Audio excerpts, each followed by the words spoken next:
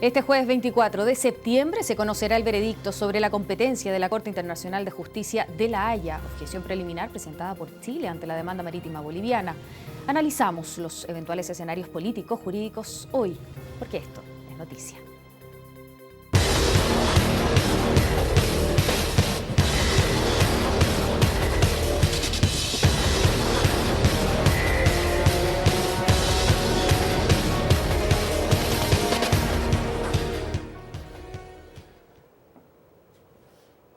Nos acompaña en el estudio Alfredo Moreno, ex ministro de Relaciones Exteriores y que vivió una situación con la Corte Internacional de Justicia, con La Haya, pero en esa oportunidad con Perú. ¿Cómo está, Alfredo? ¿Cómo tal? Buenas tardes. ¿Cuál es, entremos de materia en materia al tiro, cuál es el escenario real a su juicio con el que se podría enfrentar mañana Chile? Bueno, estamos tan cerca de mañana que yo creo que lo que hay que hacer es esperar y ver qué es lo que va a decir la Corte. Esto va a ser mañana a las 10 de la mañana de Chile. Y esperar con confianza, porque creo que Chile ha ejercido un derecho que tenía que usar, porque nos daba la posibilidad, y que espero que así se dé mañana, que se termine este juicio rápidamente. Y si no es así, vamos a quedar en la misma situación en la que estábamos antes y vamos a ir al juicio y vamos a poder demostrar en ese juicio que Chile tiene toda la razón y que no hay ninguna base para lo que Bolivia plantea. Alfredo, lo invito a que revisemos algunas gráficas con las 4 eventuales escenarios para que la gente entienda un poco más de qué se trata esto. La primera, y lo vemos, que la Corte se declare incompetente, la segunda que se declare competente, la tercera, postergar su definición y la cuarta posibilidad es que rechace solo una parte de los argumentos bolivianos. Así es. Lo que sucede aquí, bueno, si se declara incompetente, el juicio termina en ese mismo momento y por lo tanto, por lo menos el litigio con Bolivia se termina, lo cual no quiere decir que terminemos el problema con Bolivia. Podría utilizar, ¿no es cierto?, e ir a otros tribunales, a otras cosas y reclamar cosas diferentes. En el segundo escenario en el cual se declara competente, el juicio se reinicia, Chile tiene que presentar la contramemoria, probablemente no mañana, pero en algún momento cercano se fijarían las fechas para eso. ¿La Corte fija las fechas para eso? Sí. Ya.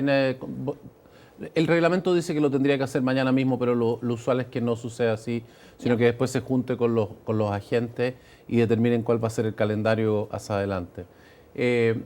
Los otros dos escenarios tienen que, digamos, entenderse cómo funciona esto. Primero, la Corte no tiene por qué decir si es competente o incompetente hoy. Bolivia señala que esto no tiene nada que ver con el Tratado de 1904, así lo dijo en los estrados, sí, en los alegatos que escuchamos hace algún tiempo.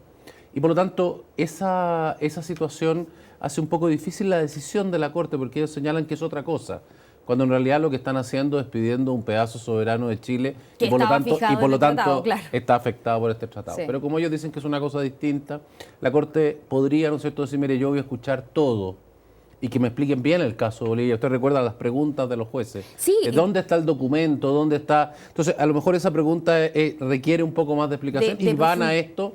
En ese caso, se hace todo el procedimiento, pero al final del procedimiento, lo primero que tiene que discernir la Corte es si es competente o no. O sea, perfecto. En el fondo, dice, no lo voy a decir ahora, lo voy a decir después. Ya. Quiero que me expliquen bien esto. Ya, quiere profundizar y esa situación la Corte. De Chile, para Chile sigue totalmente abierto entonces el fallo sobre la incompetencia o no.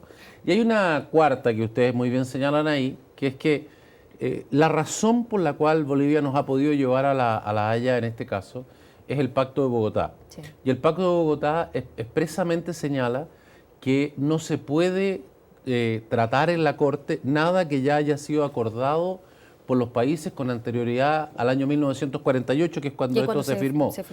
Quizá la gente que está viendo esto no recuerda, pero esto fue materia de una gran controversia con Bolivia, me tocó a mí personalmente. Ellos cuando firmaron el tratado del año 1948 lo hicieron con reserva, es decir, dijeron, mire, perfecto, yo estoy de acuerdo con el Pacto de Bogotá, pero yo creo que también tiene que ser válido para cosas anteriores al año 48. Y luego nunca lo ratificaron en el Congreso hasta el año 2011-2012, cuando empezaron a pensar en presentar esto. Y lo aprobaron con esa reserva. O sea, ellos dijeron, mire, aprobamos el Pacto de Bogotá, pero también nos podemos meter con el año anterior al año 1948, que es otro de los elementos que demuestra que lo que pretenden es afectar el Tratado de 1904. Pero esa firma, esa rectificación del Congreso boliviano, ¿le quita peso? Es que lo, hoy por día? eso es que lo que pasa es que en ese caso nosotros lo que le dijimos fue perfecto, en ese caso usted no tiene pacto de Bogotá con nosotros, no nos puede llevar a La Haya. Y por lo tanto, en ese momento dijeron que no sabíamos nada de derecho internacional, en fin, y tuvieron que luego retractarse, volver atrás la decisión de su Congreso y aceptar el Pacto de Bogotá sin ninguna reserva, sin ninguna excepción. Por lo tanto, entre Chile y Bolivia existe el Pacto de Bogotá, pero con plena aplicación del artículo 6 que dice que todo lo anterior al año 1948 y que ya haya sido acordado ante el año 1948, no puede ser visto por la Corte. Por lo tanto, podría ser que la Corte dijera, mire, de todas las cosas que me ha dicho Bolivia, recordemos que ellos en sus planteamientos han señalado que esta supuesta obligación de Chile o esta deuda que tendríamos con ellos habría nacido el año 1895 y de alguna manera no habría sido resuelta el año 1904, a pesar de que en ese momento recibimos el territorio, les dimos libre tránsito, Y todos los les dimos convenios que se han acceso a firmado, Arica, claro. les pagamos el ferrocarril, les dimos una cantidad importante de recursos monetarios, en fin. Entonces, y luego de eso sigue hacia adelante nombrando una cantidad de eventos, algunos previos al año 1948, otros posteriores. O sea, existe la posibilidad de que la Corte le diga, mira, ¿sabe una cosa?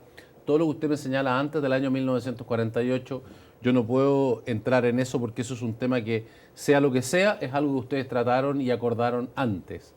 Si usted me quiere decir que esto es algo que se gestó después del año 1948, venga y entonces explíqueme qué son los elementos del año 48 en adelante. Y el año 48 en adelante básicamente están las cartas en la época de González Videla, del año 1950, y la negociación de Charaña en la época del presidente Pinochet, básicamente. Claro. Alfredo... Eso sería, a mi juicio, digamos, un fallo que no es lo que Chile ha buscado, pero sería un enorme avance. Es decir, ya dejaría una enorme cantidad de los hechos señalados por Bolivia, centraría la discusión sobre 2 o 3 hechos que son, yo creo, muy fácilmente atacables en el fondo por Chile. A su juicio, si el fallo es adverso, ¿debe retirarse Chile del Pacto de Bogotá después de conocerse este fallo? Lo que sucede es que aquí hay una confusión respecto de este punto. Yo creo que Chile, al igual que todos los países, requiere sistemas de soluciones de controversia, sistemas pacíficos, ¿no? Uno, si tiene una dificultad con otro país, tiene que tener una manera de resolver estos problemas que no puede ser agarrarse a balazos en la frontera. Claro. Y hay problemas, siempre uno tiene problemas con los vecinos de todo tipo, ¿no? Y los hemos tenido Chile y los ha tenido todos los países. El Pacto de Bogotá es una manera de resolver controversias en forma pacífica. Chile tiene muchas otras. El tratado, por ejemplo, con el Perú del límite terrestre tiene como árbitro Estados Unidos. Si tuviéramos una discusión con ellos sobre el triángulo terrestre, por ejemplo, claro, que se habló tanto en su momento, eso iría a ser resuelto por Estados Unidos, el presidente de Estados Unidos. Con Bolivia, el Tratado de 1904 tiene como tribunal la Corte Arbitral de La Haya, que opera en el mismo edificio, sí, que lo que vamos a ver mañana en el Palacio de la Paz, pero es otra corte completamente distinta, son otros jueces, hay que formar el tribunal cada vez, es un tribunal arbitral. Con Argentina tenemos uno distinto, que entre paréntesis, en ciertas circunstancias también cae en La Haya, sin necesidad de que haya Pacto de Bogotá. De tal manera que yo creo que el tema del Pacto de Bogotá, en primer lugar, es una cosa mucho más amplia y que tiene que mirarse en ese contexto. Pero lo segundo, y que la gente tiene que tener presente, es que Chile no puede retirarse del Pacto de Bogotá respecto de este fallo, litigio. Claro. Si Chile se retira del Pacto de Bogotá, este juicio continúa exactamente igual, hay que defenderse exactamente igual y el fallo de la Corte es válido para Chile y Bolivia exactamente igual. Ya. Más aún, el Pacto de Bogotá señala que uno se tiene que retirar y tiene que avisar un año antes. Por lo tanto, no solamente es válido para esto, sino para cualquier otra demanda que nos presenten de ahí en adelante durante un año. Claro. Entonces, son muchos los elementos que hay que mirar y en todo caso creo que no se puede mirar a la luz de lo que sucede con Bolivia. Esto es un tema general que hay que mirarlo con mucha calma y que tiene que ver, como le digo, respecto de cómo Chile resuelve las controversias que tenga hacia el futuro con sus vecinos y considerando los sistemas que ya tiene, claro, qué otras cosas pueden suceder y si el Pacto de Bogotá para eso es útil, no es útil, si hay otras alternativas mejores. Sí. Pero yo creo que resolver el tema del Pacto de Bogotá en función de los litigios con Bolivia, yo creo que no corresponde y está fuera de lugar. Bien, por lo menos hay una sola voz en esta materia. Cuando se trata de política exterior, hay una sola voz a nivel nacional. Mire, déjeme decirle que eso es una tremenda solidez que tiene Chile. No todos los países del mundo es igual. Aquí existe plena conciencia en que podemos tener múltiples opiniones respecto a la política interna, respecto a cómo se maneja la economía, respecto a las reformas, en fin. Claro. Pero lo que es defender el interés de Chile, porque eso es lo que estamos haciendo aquí, lo que está en juego, lo que pretende Bolivia es quedarse con un pedazo del territorio chileno, una parte del mar chileno, y eso lo tenemos que defender todos los chilenos. Yo creo que en esto no pueden haber dos voces. Bien, gracias Alfredo Moreno por habernos acompañado hoy día y sin duda vamos a hablar de este tema mucho tiempo más. Que esté muy bien. Gracias a ustedes. Nosotros vamos a una pequeña pausa comercial y ya volvemos con más en el Esto Noticias del día de hoy.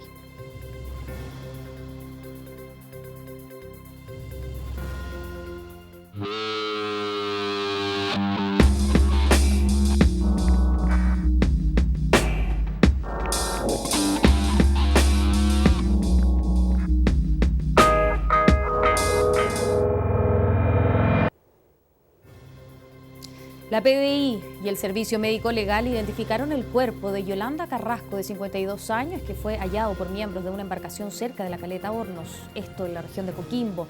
Se eleva así a 14 las víctimas fatales del terremoto y tsunami que afectó al norte chico del país. 3 personas siguen desaparecidas. Tomamos contacto de inmediato desde la región de Coquimbo con el intendente Claudio Ibáñez. Intendente, ¿cómo está? ¿Me escucha? Sí, muy buenas noches, Ángeles. Intendente, es duro encontrar a esta mujer que tenía presunta desgracia. Sus familiares habían interpuesto esta denuncia por presunta desgracia.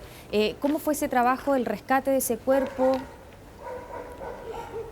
Bueno, desde el primer momento en que habían presuntas desgracias por desaparición de personas, pusimos a trabajar equipos USAR, que son de alta complejidad, de bomberos, y donde básicamente en el último tiempo también este año habíamos invertido una gran cantidad de recursos en mejorar las tecnologías.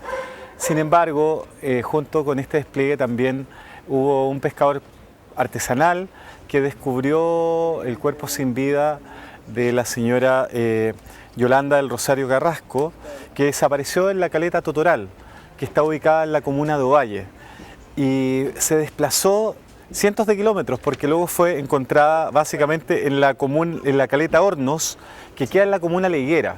Es decir, se desplazó son, no sé, 200 kilómetros al menos el desplazamiento del cuerpo sin vida que fue encontrado el día de hoy. Y luego, posterior... Sí, no, ¿sí? Perdón, pero cuando conocemos esta realidad, cuando sabemos y todos los expertos dicen que hay que tomar las precauciones necesarias, ¿cómo se explica que la reconstrucción se haga en el mismo borde costero? ¿Qué medidas van a tomar ahora para prevenir situaciones similares a esta?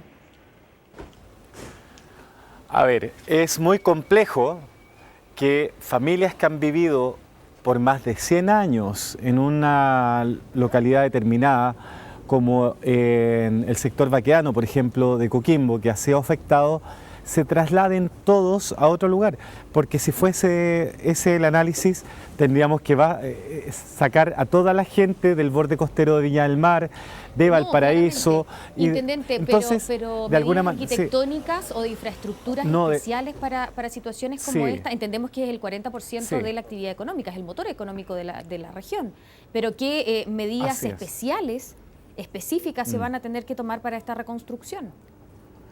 Bueno, de alguna manera efectivamente se van a analizar medidas especiales.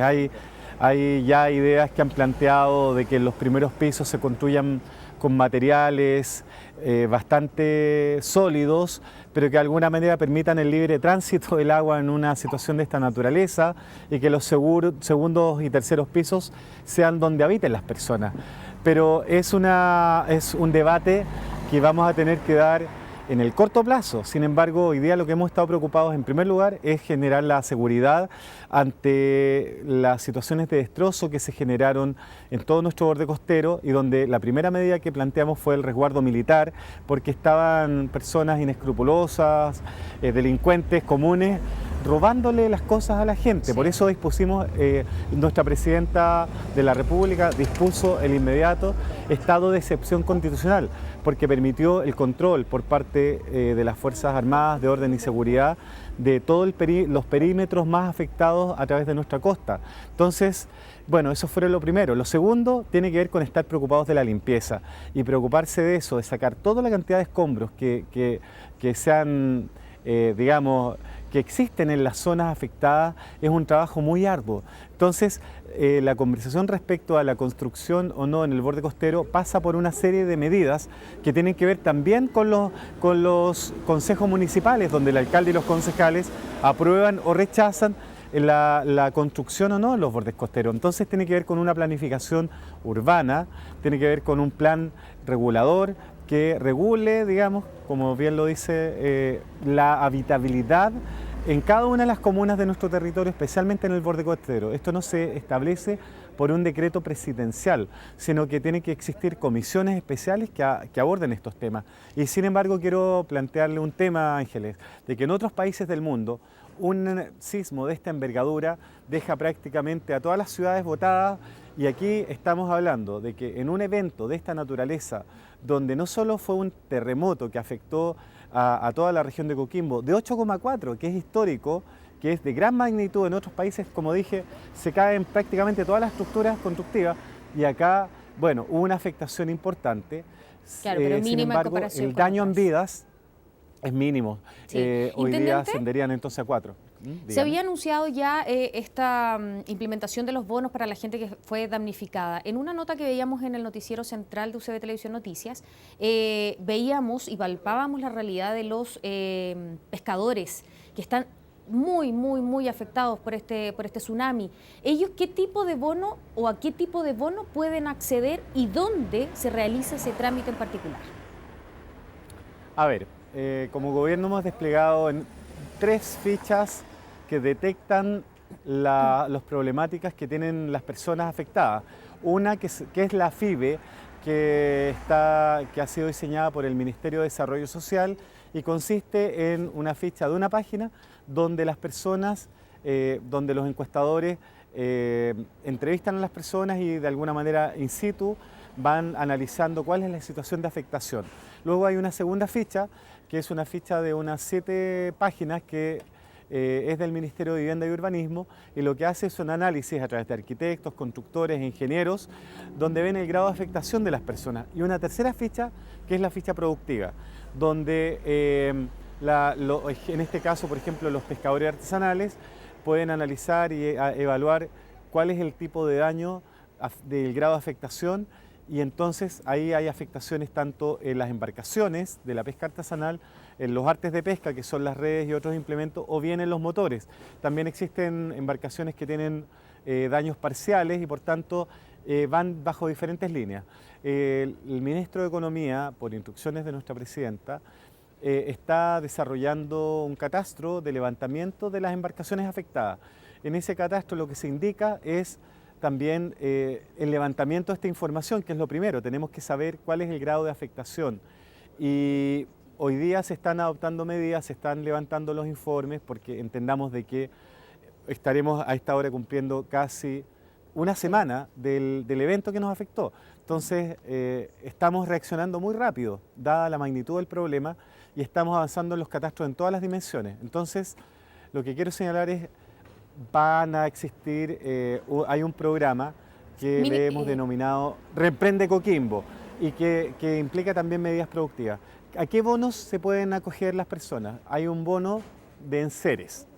Un bono de enseres que tiene 2 características. Uno que es para las personas afectadas por el tsunami, es decir, la ola cubrió sus casas y generó destrozos importantes, que es de 1 millón de pesos, y un bono bono de enseres para terremoto. No, el de tsunami, claro, es el de 1 millón de pesos, y el de terremoto es de 500.000 pesos. También hay un bono de acogida, que es de 200.000 pesos mensuales por los 3 primeros meses, y luego en situaciones excepcionales se analizará la continuidad de ese bono dependiendo del grado de avance o no de la recuperación de la vivienda por otros 3 meses más en el proceso de reconstrucción. Entonces, hay además 440 toneladas de ayuda que ha desarrollado el gobierno para diferentes productos, artículos, alimentos, frazadas, colchonetas, etcétera, y donde también va a haber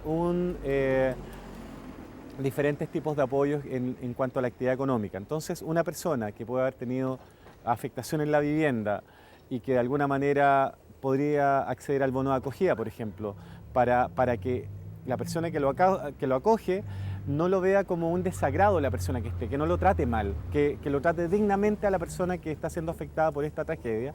Entonces hay ese incentivo. Y el bono en seres tiene que ver con la pronta recuperación de aquellas viviendas que han sido dentro de la gravedad las menos afectadas, aunque todos tienen derecho. Lo que pasa es que las personas no van a poder acceder, o sea, incorporar los enseres en una vivienda que está totalmente destruida o que tienen que demolerla. Entonces, sí, las primeras viviendas que van a poder hacer uso de este bono de enseres son aquellas personas que han sido afectadas pero no han sido destruidas las viviendas. Entonces, y por eso también está el bono de acogida que va a ayudar a aquellas personas que tienen destrucción de vivienda, sí, o daños muy importantes. Intendente, además, le agradecemos. Un subsidio, dígame. Sí, no, le agradecemos, se nos acaba el tiempo, le agradecemos enormemente haber tomado este contacto con UCB Televisión Noticias. Que esté muy bien. Muy bien, muchas gracias y buenas noches. Nos vemos. Nosotros vamos a una pequeña pausa comercial y volvemos con más. No se vaya.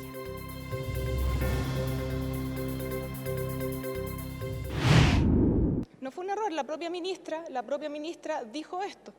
Yo estoy reiterando algo que ella dijo ayer, que aquí no va a haber una relación contractual económica entre los estudiantes y las instituciones de educación superior, porque es el Estado, ¿cierto?, el que va a entregar el beneficio de gratuidad, y aquí en ningún caso, y lo reitero con mucha fuerza, en ningún caso se ha pensado que aquí no va a haber gratuidad para los estudiantes.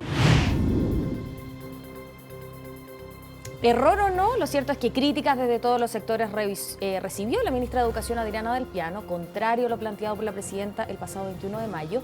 La secretaria de Estado anunció el uso de becas para comenzar la gratuidad de la educación superior del próximo año. ¿Improvisación, mal manejo comunicacional?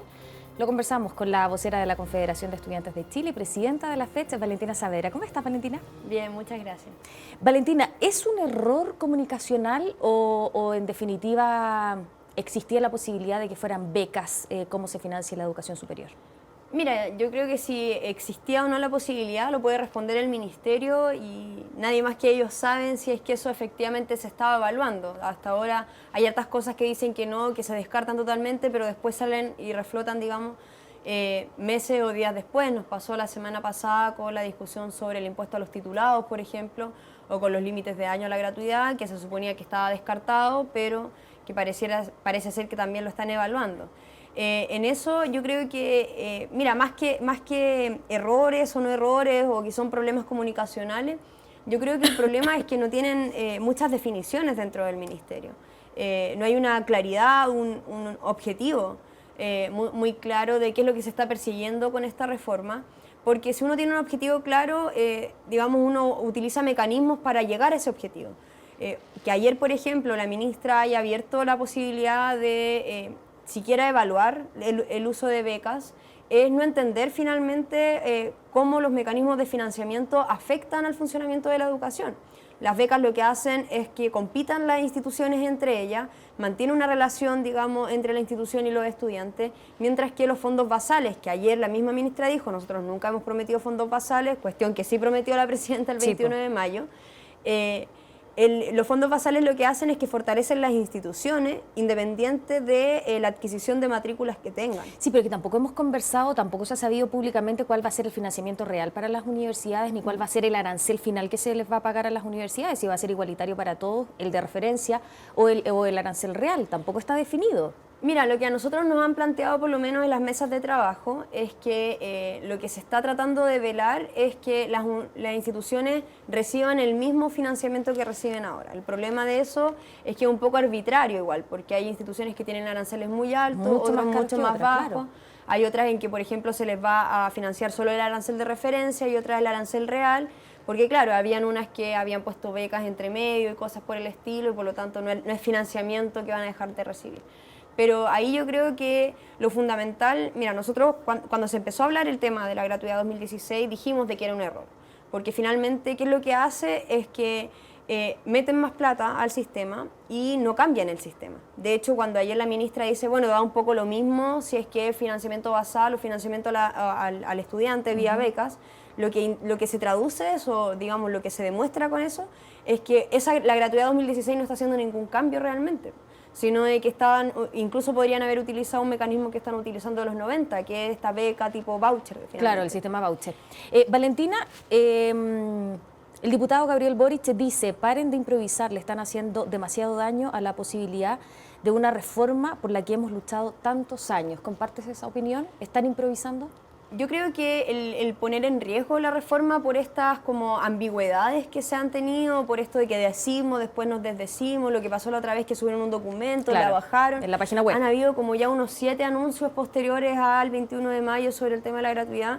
Efectivamente le hace daño a la reforma. ¿Por qué? Porque pierde apoyo, pero por sobre todo porque se anuncian cambios, pero después entre uno y otra modificación termina no habiendo ningún cambio. Pasó el año pasado también con la ley de inclusión a las instituciones escolares, en donde se dijo que iba a ser una gran transformación y terminó siendo un acomodo que finalmente lo que hace es entregar un gran porcentaje del financiamiento estatal a más instituciones privadas. Valentina, nos queda muy poco tiempo, pero a juicio de los estudiantes, ¿cuál debería ser el mecanismo? Para la ley de presupuestos faltan solo días, el 30 de septiembre tiene que ingresar al Congreso. ¿Cuál creen ustedes que debería ser el mecanismo óptimo para esta situación? Mira, como decía antes, a nosotros no nos acomoda que parta el financiamiento del 2016. ¿Se debería así posponer entonces? No, pero a eso es lo que iba, que si ya se va a partir por eso, ya se crearon expectativas, bueno, entonces hagámoslo lo mejor posible. ¿Pero cuál sería la mejor manera posible? El objetivo de esto debiese ser fortalecer la educación pública y por lo tanto, cuestiones que debiesen eliminarse de lo que hay hoy en día es que no se le restrinja a las instituciones públicas crecer, que es lo que hoy se hace con la gratuidad 2016, que se le entregue finalmente, por lo menos a las universidades estatales, el arancel real y que efectivamente vaya en pos de una revitalización de las instituciones públicas, porque hoy el Estado se tiene que hacer cargo de haber abandonado durante décadas las universidades, pero nosotros insistimos, nosotros decíamos educación pública, gratuita y de calidad. Solo gratuita no es suficiente. Y en eso, y bueno, por lo mismo me gustaría aprovechar también de hacer un llamado. Nosotros el 6 de octubre vamos a estar marchando por esta misma situación, porque acá, no porque hablen de gratuidad, se están haciendo transformaciones y los anuncios de ayer de la ministra lo dejan súper en claro que no están apuntando efectivamente a los cambios que el movimiento social ha planteado. Bien, Valentina, vamos a estar atentos a eso. Te agradecemos el que hayas conversado hoy día con nosotros y sin duda vamos a seguir conversando. Que estés bien. Muchas gracias. Y desde hoy tienes 3 motivos más para disfrutar en tu hogar. Navega más con 4 megabytes de internet con Wi-Fi. Aprovecha todo el contenido de Claro Televisión HD y comunícate con telefonía ilimitada más de 300 minutos a celulares. 3 Play de Claro, más de lo que más te gusta.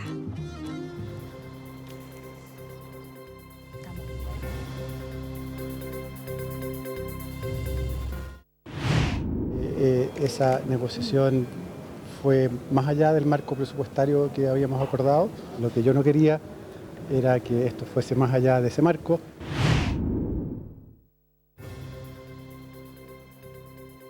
No quería que fuera más allá de ese marco porque en tiempos de desaceleración económica, el bajo precio del cobre, la seguidilla de desastres naturales que azotan al país, se conoce el pago del bono por término de conflicto a los trabajadores de Banco Estado. 6,3 millones de pesos recibió cada uno de ellos. Para conversar de este tema nos acompaña en el estudio María Esther Férez, ex directora de la Dirección del Trabajo y directora de la Maestría Internacional en Políticas del Trabajo y Relaciones Laborales y académica también, por cierto, de la Facultad de Economía de la Universidad Central. ¿Cómo está, María Esther? Hola, Ángeles. Bien, gracias. Contenta con lo que ha pasado en el Banco del Estado, porque los temas laborales me preocupan muchísimo. ¿Es, a su juicio, una buena noticia este bono por término de conflicto millonario? Mira, es que no es el bono por término de conflicto millonario, creo que eso es una simplificación. Incluso lo que ha dicho el señor ministro, que él estaba poniendo límites más allá de lo que era el rendimiento y la productividad de una empresa determinada del Estado, me parece con poco sentido, digamos. Aquí el bono, yo no soy muy amiga de los bonos de término de conflicto, es uno de los beneficios que obtienen los trabajadores a raíz de esta negociación. Pero esta es una negociación tremendamente tecnificada, con un sindicalismo que representa el 98% de los trabajadores del banco, debe ser de los sindicatos más grandes de Chile, además es único, ya no está dividido como lo tenemos en Codelco, como en otras empresas del Estado, con una dimensión de solidaridad también muy rescatable, porque representa tanto a los administrativos como a los profesionales, y tú sabes que en el sector bancario, todos sabemos, ¿cierto?, es un sector de punta, por lo tanto cuenta con una cantidad muy apreciable de profesionales. Y además, si uno lee lo que fue la presentación de ellos del proyecto, la fundamentación, con un nivel técnico, profesional, de los dirigentes que realmente uno se siente orgullosa, porque sí se sientan de tú a tú en la empresa con los ejecutivos. Entonces, esta es una empresa que cumplió con creces sus metas y que ellos fundaron.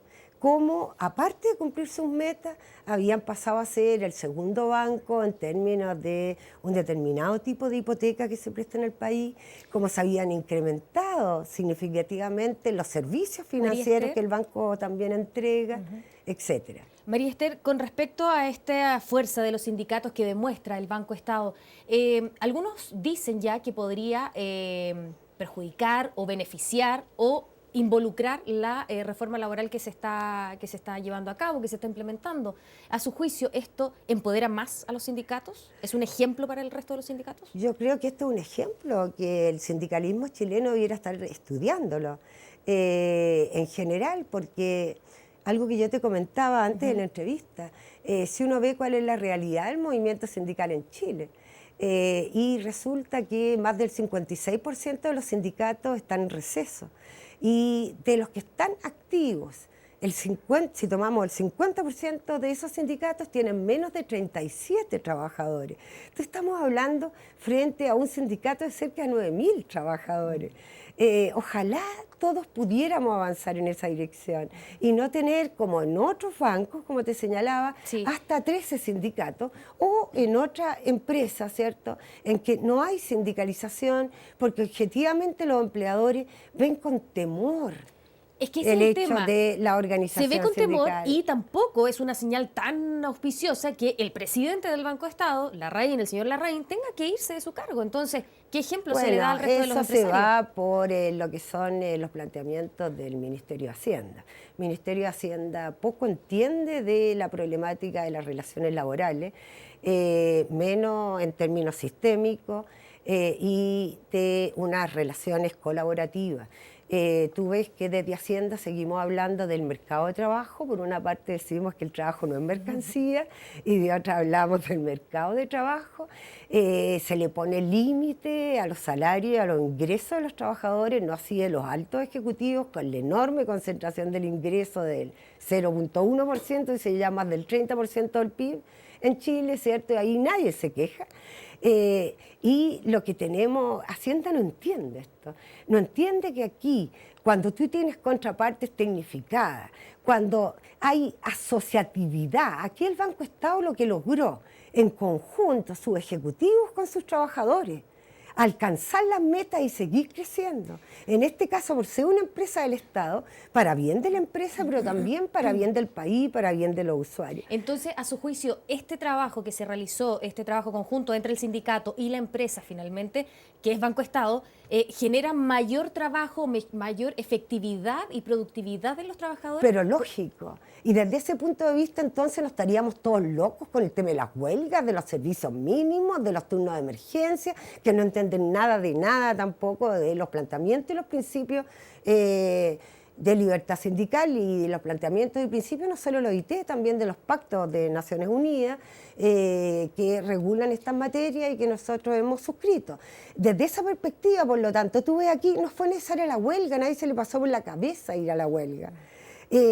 Y si el sindicato tiene ese grado de afiliación, es porque es efectivo y porque no tiene relaciones de conflictualidad al interior. María Esther, pero usted dice que ya, el Ministerio de Hacienda no entiende. ¿Cómo podrían entender los empresarios entonces? Convengamos que el ministro de Hacienda, que hoy día le pide la renuncia al presidente o expresidente ya del Banco Central, él fue presidente Del Banco Estado. Estado, perdón. Él fue presidente del Banco Estado también, Rodrigo Valdés. Bueno, es un poco lo que pasa con muchos técnicos de alta calificación, que se han paseado además y han dejado una linda estela en muchos organismos económicos multilaterales, pero que de la economía real, de las relaciones laborales concretas, de lo que hace y de los problemas de las y los trabajadores, de las enormes dificultades para poder organizarse. Saben re poco, ¿sabes? Porque no tienen esa experiencia vital, pero si es verdad, lo digo con mucha afecto, respeto, pero por favor, respetemos, cada uno se maneja en lo que sabe manejarse. Sí. María Esther, le agradecemos enormemente el que haya conversado con nosotros tan honestamente y un millón de gracias por estar en el Esta Noticia el día de hoy. No, a ti por la invitación, a ustedes por permitirme quizás decir algo que va a espantar a todo el mundo, pero que si somos coherentes con lo que se dice en los discursos, con todos los gurús que traemos, y con eso termino, deberíamos entender que este es un ejemplo para estudiar y analizar y a ver cómo lo seguimos y no cómo lo destruimos. Bien, muchas gracias María Esther. ¿Ya? Nosotros finalizamos el Esta Noticia del día de hoy. Como siempre, un millón de gracias por haberse informado junto a nosotros. Mañana a las 19:30 horas en punto.